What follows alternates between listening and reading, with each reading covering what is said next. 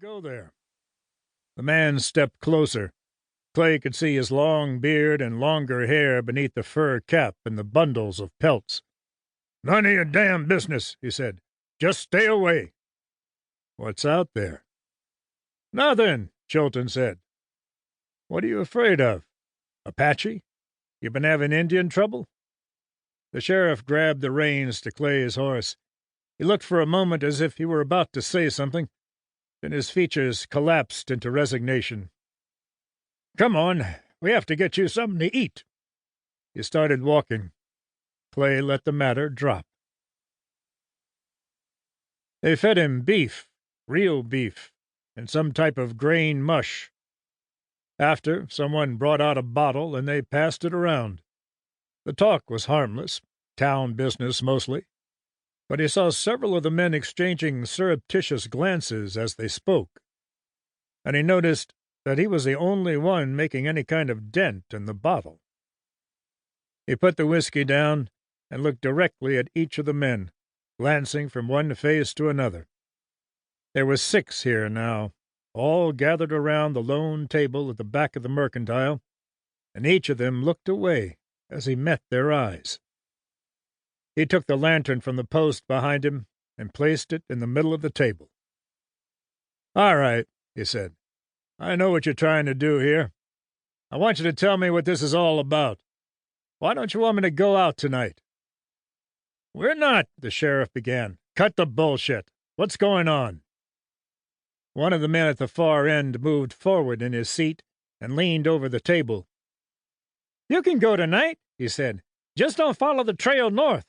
Go east a while, then head north." "Why?"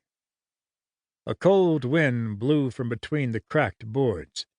The lamp flickered, casting strange shadows on the unshaven faces of the townsmen.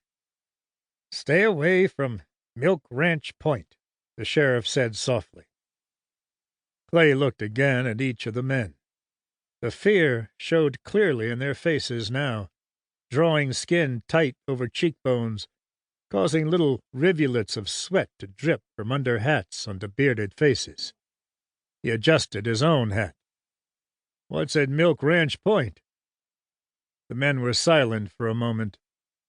"People have heard things there at night," the sheriff said finally. "People have seen things." "What kind of things?" "Don't you have no respect?" said the man who had spoken earlier. "Can't you leave well enough alone?" The sheriff nodded toward the other men at the table. "Look at them," he said, and Clay saw the terror in their eyes. "We're not making this up. We wouldn't tell you if it wasn't so." "What's out at Milk Ranch Point?" Chilton sighed. "Things happen," he said slowly. "Sometimes a calf is born lame, or born with 2 heads, or something is wrong with it." Clay nodded. "Yeah?" "And you have to put them out of their misery." "Yeah?" The sheriff's hands fidgeted nervously on the table. "Well, sometimes that happens to babies, too." He reached for the bottle, took a swig. "Sometimes a baby is born wrong.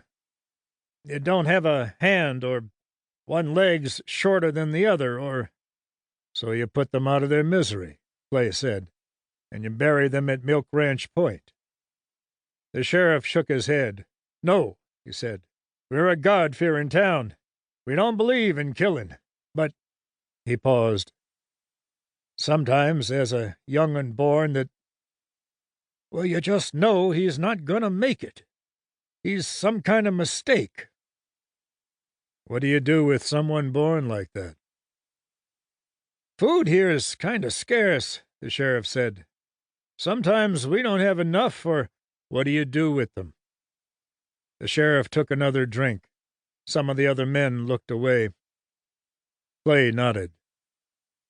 "You leave them there. You leave them up at Milk Ranch Point." "We don't kill them," one man said defensively. Clay looked at him. "They just die, of natural causes." Sheriff Chilton